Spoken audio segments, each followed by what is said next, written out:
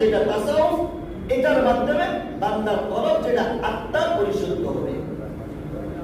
এইজন্য আল্লামা মাহমুদ আলুসি বাগদাদি রাহমাতুল্লাহ আলাইহি তার তাফসীরের কিতাবের মধ্যে লিখেছেন যে তাসাউফ যেটা, যে তাসাউফের মূল বিষয় হলো যে বান্দার আখলাকে রজিয়া যেটা, এটা দিল থেকে বের করে আখলাকে হামিদা এটা কলবের মধ্যে দাখিল করা।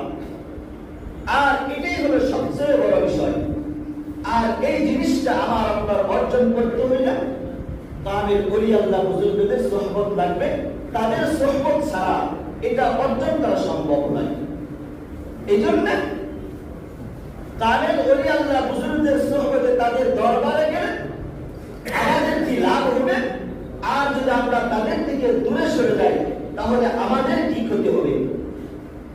দেখেন যে কামেল ওলি আল্লাহ বুজুর্গদের সোহবতে গেলে আমাদের লাভ কি।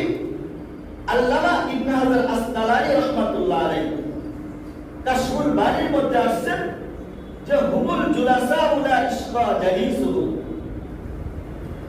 অর্থাৎ যারা আল্লাহ ওয়ালা নেককারদের মজলিসে যায় তাদের সোহবত অবলম্বন করে আল্লাহ তাআলা তাদেরকে কি করেন না, তাদেরকে হতভাগা করেন না, তাদেরকে বঞ্চিত করেন না।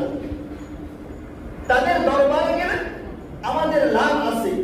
যেরকম দেখবেন আমাদের দেশ গ্রামে মুরগি যে বাচ্চা ডিম দেয়, যে একটা মুরগির বাচ্চা 15টা ডিম নিয়ে মাত্র 23 দিন তাও দিছে, তাপ দিছে।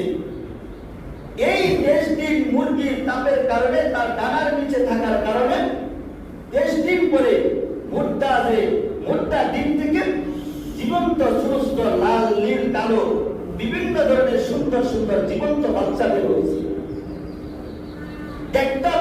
একটা আন্ডা যদি ওই মুরগির ডানার বাহিরে থাকে তাহলে 23 দিন অতিবাহিত হওয়ার পরে ওই যে একটা আন্ডা মুরগির বুকের নিচে ডানার বাহিরে থাকার কারণে ওইটা পচে গেছে, তার থেকে জীবন্ত কোনো বাচ্চা বের হয় নাই।